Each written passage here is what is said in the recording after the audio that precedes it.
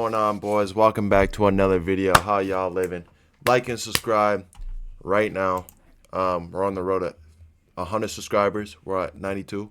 But let's get into this video. Dating black girls versus y'all should know what it is. girls. If y'all don't, Google it. I'm not a dictionary, I'm a storyteller. Back in Virginia, where the only thing that's guaranteed is trucks with Confederate flags, country kids wearing camouflage hoodies to school, and brothers dating their sister, most of my time was spent trying to stay as safe as possible. But if there was one Bro, is it really true, Virginia?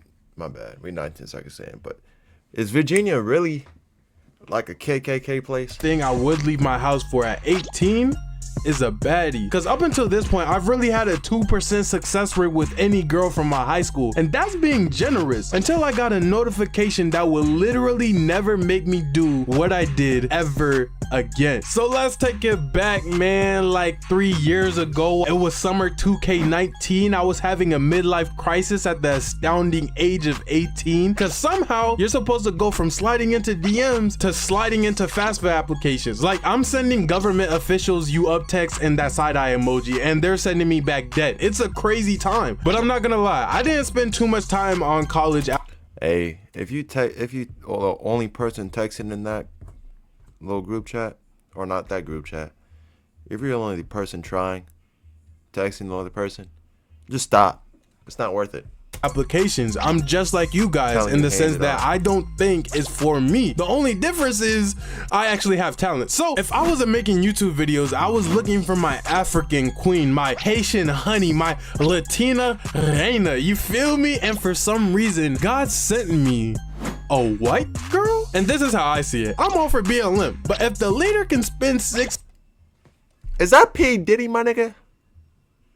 Oh, hell no. million on a mansion, then I can spend 6 minutes with a white shorty. We swap information. Her name's Macy. Macy's like, come over to my house in 3 days. My parents are gone for the weekend. But as a guy, it's my job to remain calm in any and all situations. This is foreshadowing. So I play it off like I'm chilling, but my knees are creating a beat with how much they're shaking. Like, she sends me her address. I don't send her mine. And this beautiful woman lives about 10 miles away. And word to my life, I got my license last week. 18-year-old me was nowhere close to driving a vehicle, so the only option is walking. And the day I walk anywhere for a girl is the days pigs can Fly, my nigga. Look at that little pig cut. The day I walk 3 hours for a girl is the day Oh, hell nah, nigga. If you walking 3 hours for a shorty for some puss, my nigga, you down bad.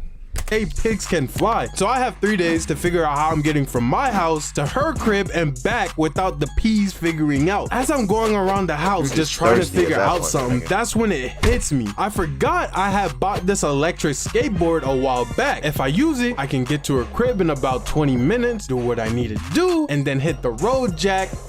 Don't you come back. I used to ride the board all the time, so if I leave, my parents shouldn't be suspicious. And for extra effort, I might even throw on a hoodie so nobody from the neighborhood recognizes me and snitch to my parents later. Here's the thing though, the reason I ain't ride the board in so long is because I had lost the charger for it. So for the 3 days leading up to going over, I'm looking everywhere for it. I'm looking in the boxes, I'm looking in the attic, I'm fighting spiders. We don't even got an attic. I built an attic just to look in there and it still wasn't there. So just when I was thinking all hope is lost, my 2% success rate with girls was gonna drop down to 1%, I saw that my laptop charger had the same end charging piece as the electric skateboard. So I plugged that junk in with the laptop charger and I let it charge the entire night, and I'm just praying that it works the next morning. Wake up the next morning, I grab the board, I grab the board remote that controls the brakes and lets you see how much charge it has. 4 lights means it's fully charged, 3 means almost fully charged, 2 is half, 1 is a quarter. If only the red light is on, you're in bed with a shovel. Start walking.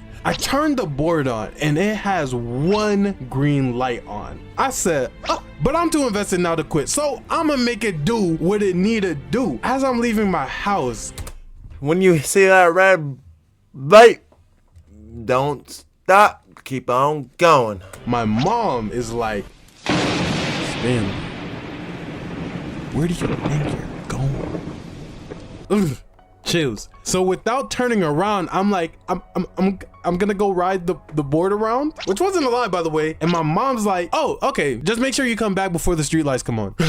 I snatched the soul that came out of my body and started heading over to her crib. As I'm getting there, I start seeing her house peeking over the horizon, and I realized I messed up.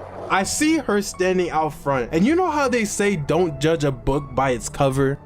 They ain't say not to judge it by its library though. I'm looking at her crib and that joint is made out of straight wood only. Shorty is living in a tree house. It ain't look like there was 1 ounce of plaster, insulation, or metal in her crib. And some termites got hungry, we're done. But it gets worse. Listen closely, because I'm gonna tell you exactly how her room is set up.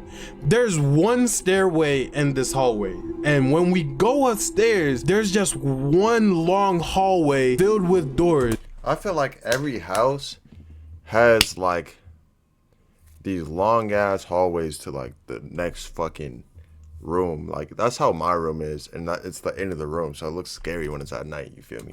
And her room is at the back of this hallway. We get to her room, she opens her door, and there's just 1 twin size bed in the middle of her room, a huge tapestry hanging over the bed, a seat hanging from the ceiling with a purple pillow in it, and in the corner of the room she had 1 candle lit, boxes scattered around that looked like they were used for a TV stand, books. Oh hell no, get the fuck out of here.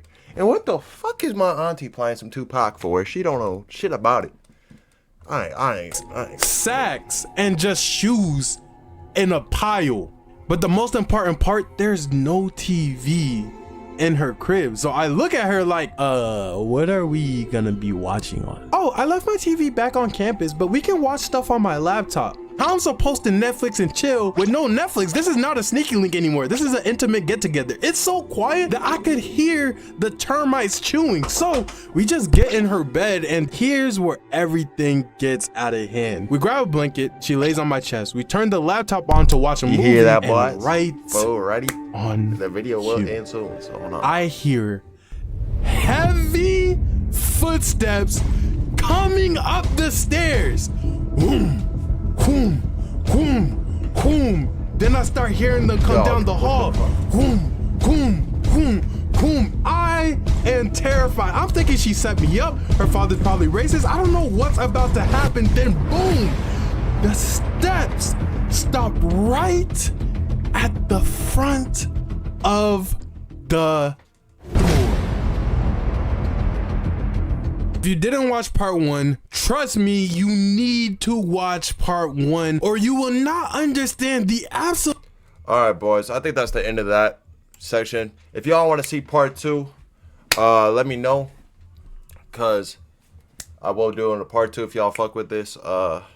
This is dating black girls versus dating white girls. The part 2 will come too. Let me know. Get that. Give me 10 likes. I'll give y'all part 2. You feel me? But I'm gonna catch y'all, ladies and